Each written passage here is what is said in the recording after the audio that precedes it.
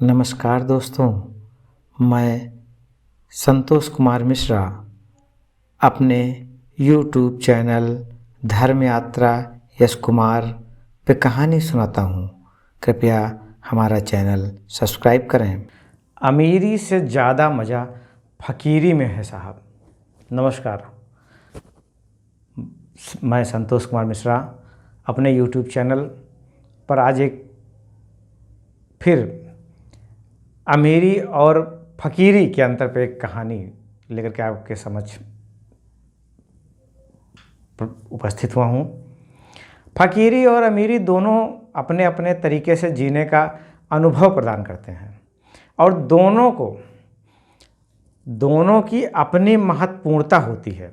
जबकि अमीरी से अपनी आर्थिक स्थिति में सुख और आराम का अनुभव हो सकता है और फकीरी जीवन को सरल और संयमित बनाकर एक अलग प्रकार के जीने का आनंद देती है।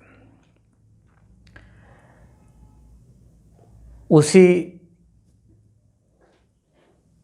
के बारे में हम आपको एक कहानी सुनाते हैं। बगदाद में एक कबीला था। कबीला बड़ा ही सुंदर था, बड़े अच्छे अच्छे लोग वहाँ रहते थे। एक बार उस कबीले में एक सूफी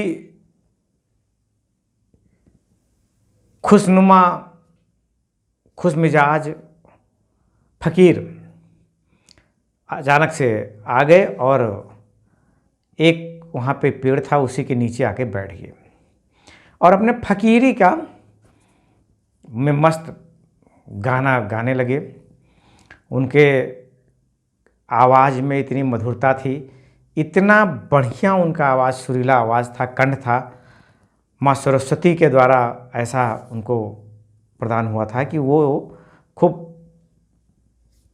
बढ़िया से अपने फकीरी में मस्त गाते थे, तो लोग सुनने चले आते थे।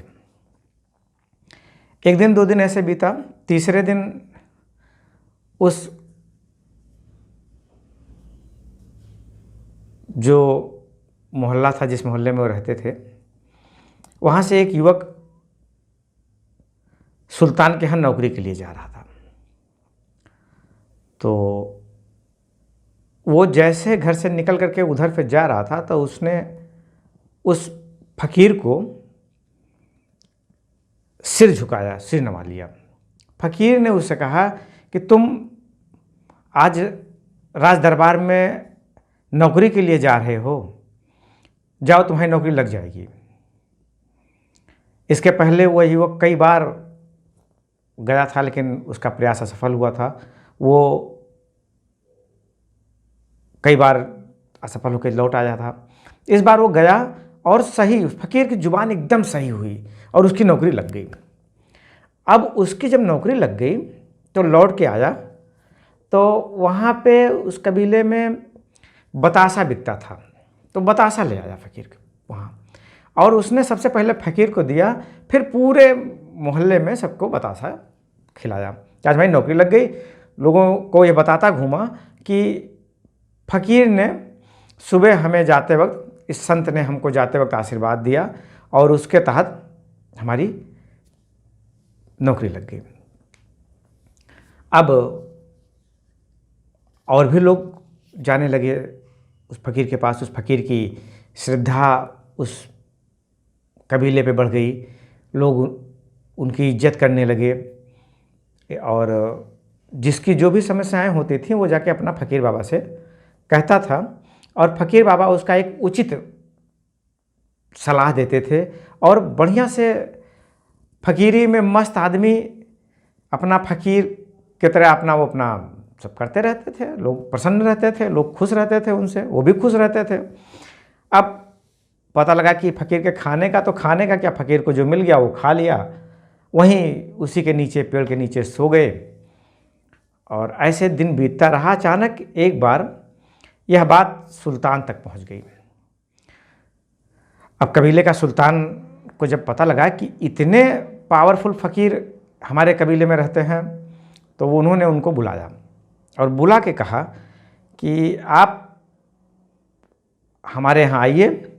कहलवाया उनको। तो फ़कीर ने कहा कि अरे नहीं नहीं, ऐसे नहीं, हम जाते बाते हैं, किसी को बुलावा भेज दिए चले आए, अरे हम जहाँ हैं वही खुश हैं, जाओ अपने सुल्तान से कह दो हम बहुत खुश हैं जहाँ हैं, हम ऐसे किसी के बुलावे में नहीं जाते हैं। लोगों ने जाके बताया कि फ़कीर बाबा ने तो मना कर दिया आपके आने के लिए। पहले सुल्तान को थोड़ा सा क्रोध आया, लेकिन फिर उनके एक बुजुर्ग मंत्री थे, सलाहकार भी थे, तो उन्होंने कहा कि आपको स्वयं बुलाने उनको जाना चाहिए। तो वो सुल्तान स्वयं गए फ़कीर के पास। तो फ़कीर हंसा, उठ के खड़ा हुआ, कहा चलो। जैसे था वैसे उसने कहा चलो चलते हैं। अब फ़कीर अपना उठा और सुल्तान के साथ उनके सवार पे बैठा और चला जाए इनके महल में। सुल्तान उसको एक बढ़िया रूम दिए, सारी सुख सुविधा उसको दी गई। अब वो बढ़िया बढ़िया उसका रहा सहा, सोने के लिए खूब बढ़िया बिस्तर फ़कीर को दे दिया गया, नौकर चाकर लगा दिए गए, कोई मालिश करे, कोई नहलाए, उनको हमाम में बढ़िया खुशबू, गुलाब की खुशबू में फ़कीर को नहलाएं और खूब बढ़िया से उनकी सारी सेवाएं। एक राशि ठाट बाट फ़कीर को मिल गया। फ़कीर उस राशि ठाट बाट का आनंद ले रहा था। अब वो दरबार में बैठ के सुल्तान के साथ उनके यहाँ जो संगीत का कार्यक्रम हो वो भी देखे, जो डांस का कार्यक्रम हो वो भी फ़कीर अपना देखे। सब वाह वाह कहे, फ़कीर भी वाह वाह कहे। कुछ दिनों में राजा या सुल्तान को जो ये लगा कि ये तो हमारे जैसा हो गया, अब इसमें और हम में अंतर क्या रहा। उन्होंने बातों बातों में फ़कीर से पूछा, अब तो आप में हम में कोई अंतर रहा नहीं। तो फ़कीर चुप रहा। तो फिर दोबारा वो पूछे कि ये बताओ कि अब आप में हम में क्या अंतर है। फ़कीर ने कहा कि ये अंतर हम आपको यहाँ नहीं बता सकते, इसके लिए आपको हमारे साथ चलना पड़ेगा। सुल्तान ने कहा चलो। अब वो सुल्तान लेकर के उनको फ़कीर को चले कि चलो कहाँ बताओगे। अब आगे आगे फ़कीर, पीछे पीछे सुल्तान। चलते चलते एक वन आ गया, वन को भी क्रॉस कर गए। वन को जब क्रॉस कर गए तो उसके बाद वहाँ पे उसने कहा कि अपने ये सब सिपा सालार सैनिक वैनिक को छोड़ो, हमें जो बताना है वो आप ही हम जानेंगे। तो सारे सैनिक उन्हीं को सबको छोड़ दिया गया। अकेले राजा और फ़कीर चले जा रहे थे। कुछ दूर बाद एक नदी आई। फ़कीर ने कहा कि चलिए नदी उस पार चलते हैं। तो सुल्तान ने कहा कि अरे नहीं नहीं, हम इस नदी के उस पार नहीं जा सकते हैं। क्यों? कहीं हमारी सीमा ही ख़त्म हो गई। हमारे जो कबीले का जो एरिया है, बॉर्डर है, वो यहीं पे नदी के पास ख़त्म हो गया। अब हम दूसरे के क्षेत्र में नहीं जा सकते हैं। तो फ़कीर ने कहा कि यही अंतर है आप में हम में। आपकी एक सीमा है, आप उसके दायरे से बाहर नहीं जा सकते हैं।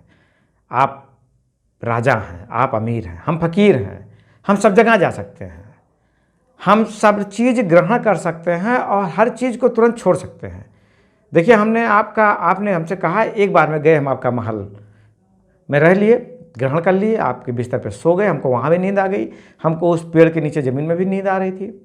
हम 2 दिन इस कबीले पे बिना खाए रह गए, फिर भी हम सुबह अपना भजन करते रहे। आपके यहाँ हमको तमाम चीज़ों की सुविधा दी गई, फिर भी हम अपना भजन करते रहे। हम किसी चीज़ को, फ़कीरियत तो यही है, किसी चीज़ को आप जब चाहें ग्रहण करें और जब चाहें 2 मिनट में छोड़ दें। फ़कीरी में जीने का एक महत्वपूर्ण पहलू है सरलता और संयम। एक फ़कीर अपने जीवन को सरल बनाता है, वह अपनी आवश्यकताओं को कम करता है और ज़रूरत के अनुसार जीने की कला सीखता है। उनके पास बहुत कम चीज़ें होती हैं, लेकिन फिर भी वो आनंद और संतोष का अनुभव करते हैं। इसके बजाय अमीर को अपनी आर्थिक संपत्ति का लगातार ध्यान देना पड़ता है। वो नई चीज़ों को खोजते रहते हैं, लेकिन अक्सर उनकी आवश्यकताओं को पूरा करने से पहले ही नई आवश्यकताएं फिर उत्पन्न ले लेती हैं।